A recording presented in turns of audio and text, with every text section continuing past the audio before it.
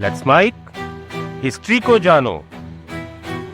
अभी तक पूरी दुनिया जान चुकी है कि ऑपरेशन सिंदूर क्या है और कैसे भारत ने 22 अप्रैल को कश्मीर के पहलगाम में हुए हमले में 28 लोगों की मौतों का बदला ले लिया। इंडियन आर्मी ऑपरेशन सिंदूर में पाकिस्तान के कुल 9 आतंकी ठिकानों को ध्वस्त कर चुकी है। कहा जा रहा है कि यह नाम भी पीएम मोदी ने रखा क्योंकि उनका मानना था कि पहलगाम हमले में आतंकियों ने हमारी कई महिलाओं को विधवा किया और पुरुषों को मारकर सिंदूर हटाया है। पीएम ने इसी कारण इस सैन्य ऑपरेशन का नाम मिशन सिंदूर रखा। अब यह पहला मौका नहीं है जब भारत ने पाकिस्तान को लेकर कोई ऑपरेशन किया हो, लेकिन यह ऑपरेशन पिछले सारे ऑपरेशन से एकदम अलग है। इस ऑपरेशन में एक बड़ा बदलाव है। यह बदलाव है ऑपरेशन के नाम को लेकर।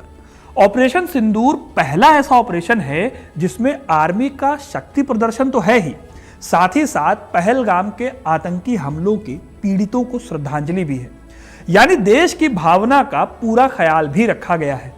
तो इससे पहले कौन से ऐसे ऑपरेशन हुए और उनके क्या नाम थे और उन नामों को कैसे रखा गया, ये बहुत दिलचस्प कहानी है। देश में भरोसा बनाए रखने के लिए ट्रेडिशनल नाम ही पहले रखे गए थे।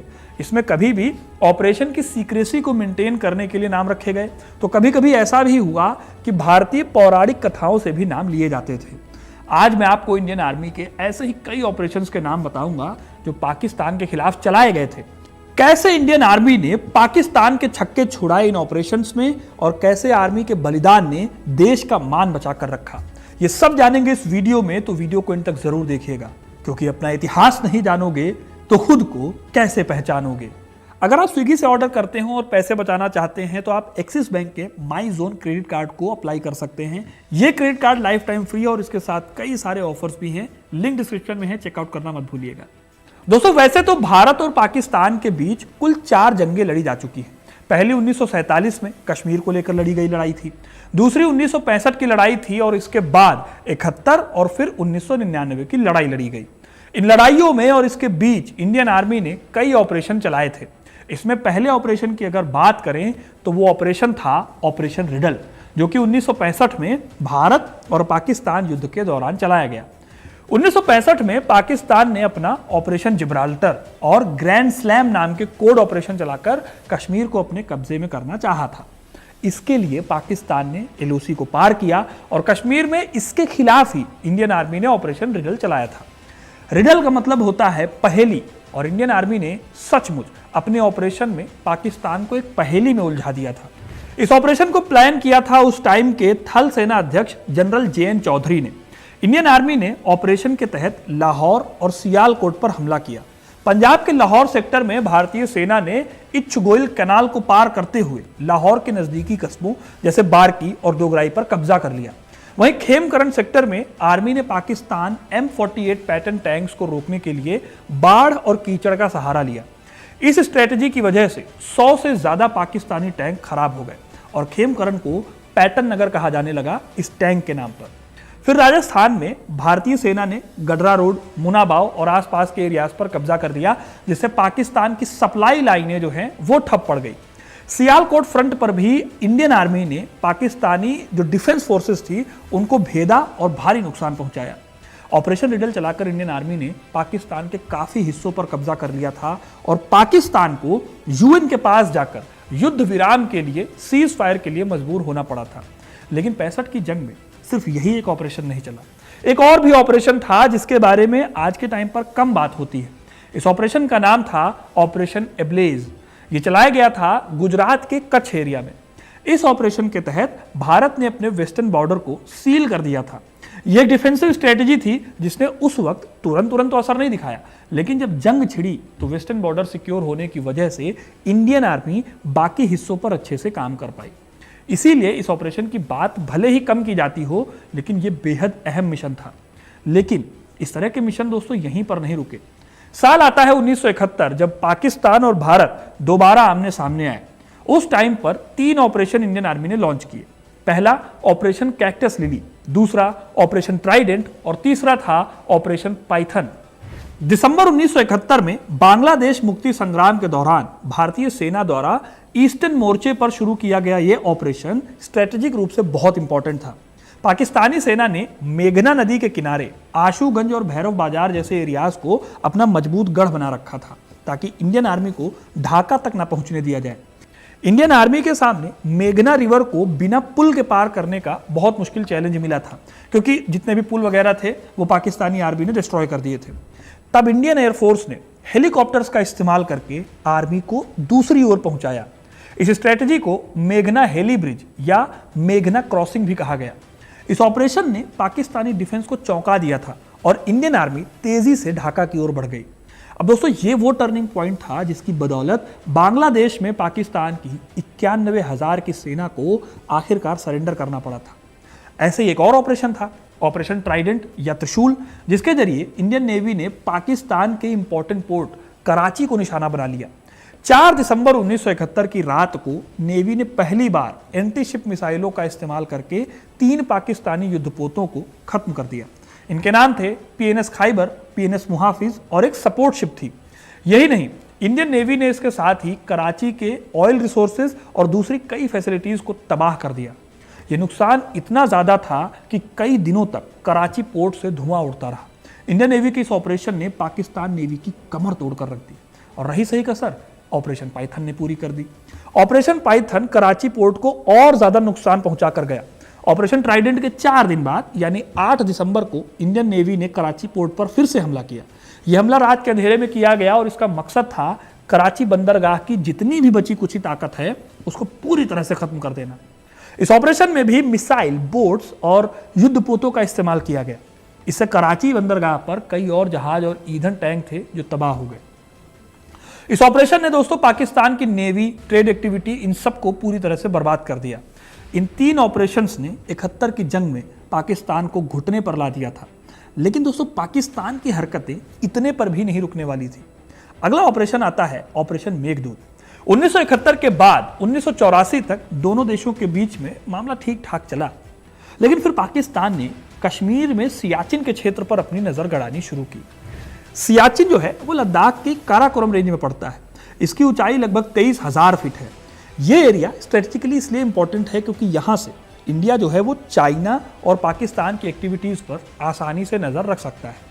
वैसे अगर देखा जाए तो 1972 में जो शिमला समझौता हुआ था उसमें सीज फायर लाइन को NJ 9842 तक ही लिमिट किया गया था। उसके आगे के इलाके को अनक्लेम छोड़ दिया गया था क्योंकि ये बहुत ज्यादा दुर्गम और यहाँ पर कोई रहता नहीं था, इस वजह से। लेकिन 1970 के दशक के अंत में पाकिस्तान ने चालाकी से जो विदेशी माउंटेनियर्स थे उनको वहां पर चढ़ाई करने की इजाजत दे दी और दावा करना शुरू कर दिया कि ये एरिया उनका है। 1983 में रॉ ने बताया कि पाकिस्तान जर्मनी से ऊंचाई में रहने वाले लोगों के लिए एक स्पेशल कपड़े खरीद रहा है। इंडियन आर्मी से अलर्ट हो गई क्योंकि यह क्लियर हो चुका था कि पाकिस्तान सियाचिन पर कब्जा करने की प्लानिंग कर रहा है। फिर इंडियन आर्मी ने तुरंत एक्शन लेते हुए ऑपरेशन मेघदूत को लॉन्च कर दिया। मार्च 1984 में कुमाऊं रेजिमेंट की एक यूनिट चुपचाप ग्लेशियर के ईस्टर्न हिस्से तक पहुंची और फिर अप्रैल में भारतीय सेना ने सियाला और बिलाफोंडला इन दोनों पर कब्जा कर लिया। इस ऑपरेशन में इंडियन एयरफोर्स ने हाई एल्टीट्यूड वाले एरियाज में सामान और सैनिकों को पहुंचाने का भी काम किया था और हवाई रास्ते से सप्लाई भी पहुंचाई। इसमें MI-17, MI-8, चेतक और चीता हेलीकॉप्टरों ने बखूबी अपना काम किया। जल्दी ही ग्लेशियर की इंपॉर्टेंट चोटियों और दर्रों पर करीब 300 सैनिक तैनात हो गए।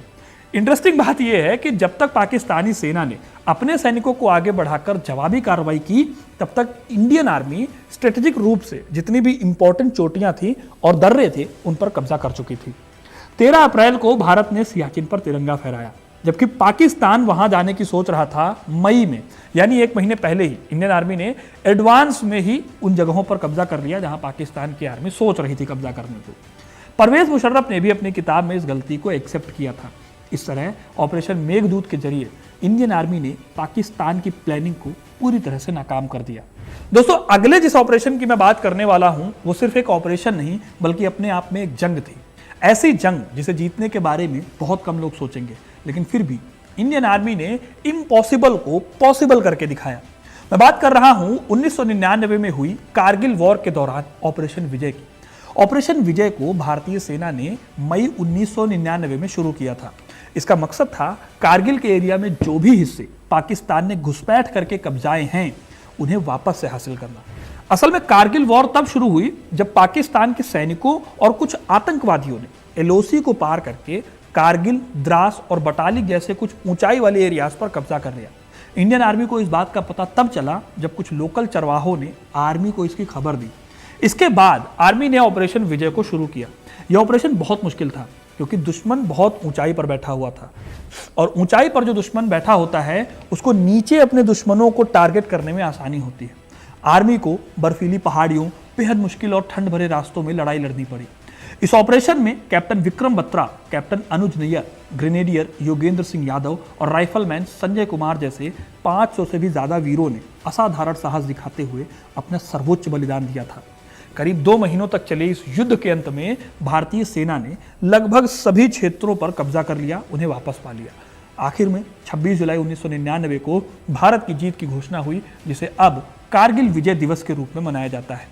पाकिस्तान की एक करारी हार थी जिसके बाद से अभी तक कोई युद्ध नहीं हुआ है दोनों देशों के बीच, लेकिन इसी ऑपरेशन के साथ इंडियन एयरफोर्स ने भी कारगिल में अपना एक ऑपरेशन चलाया था। इस ऑपरेशन का नाम था ऑपरेशन व्हाइट सी या ऑपरेशन सफेद सागर। यह इंडियन एयरफोर्स का अब तक का बेहद शानदार ऑपरेशन था। जब पता चला कि दुश्मन ऊंचाई पर है तो आर्मी और एयरफोर्स दोनों ने मिलकर दुश्मन को सबक सिखाने की सोची। 26 मई 1999 को ऑपरेशन सफेद सागर की शुरुआत हुई।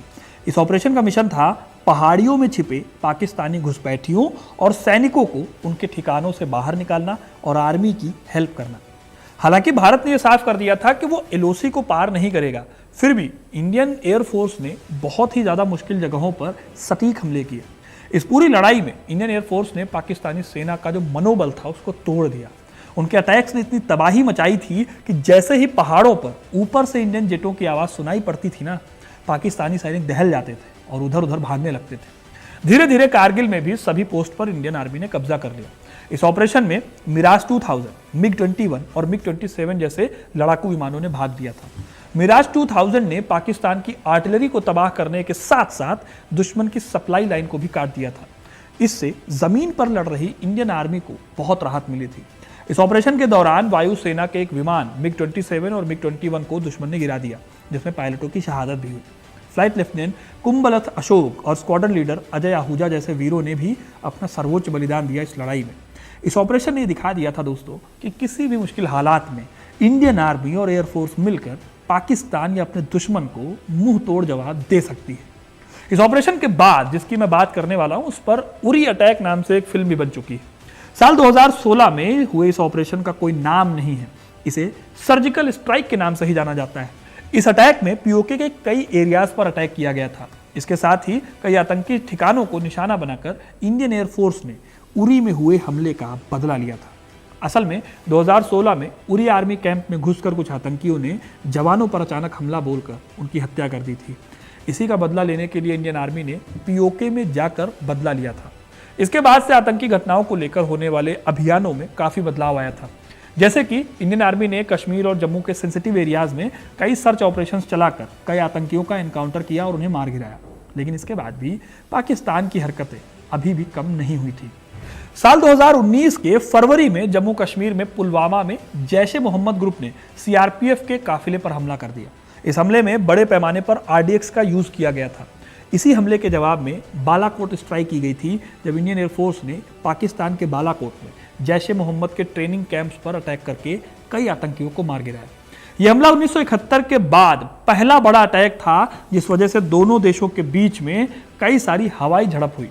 लेकिन ओवरऑल देखा जाए तो पाकिस्तान को इसमें भी पीछे हटना पड़ा और इंडियन आर्मी की एक बार फिर से जीत हुई।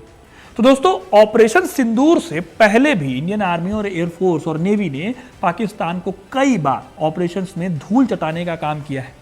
अंतर यह है कि पहले जो नाम रखे जाते थे उसमें ऑपरेशन के नेचर के हिसाब से नाम रखने की परंपरा थी, लेकिन इस बार पहली बार ऐसा हुआ है कि ऑपरेशन का नाम शहीदों को या जो लोग उस आतंकी घटना में मारे गए उनको समर्पित किया गया है।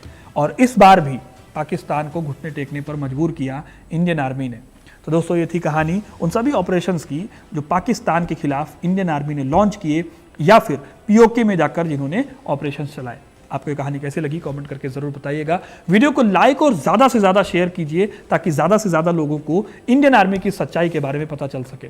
और ऐसे ही हिस्ट्री कनेक्ट से जुड़े रहिए ताकि आपके पास अच्छे से अच्छे वीडियोस टाइम टू टाइम आते रहे। बहुत बहुत धन्यवाद।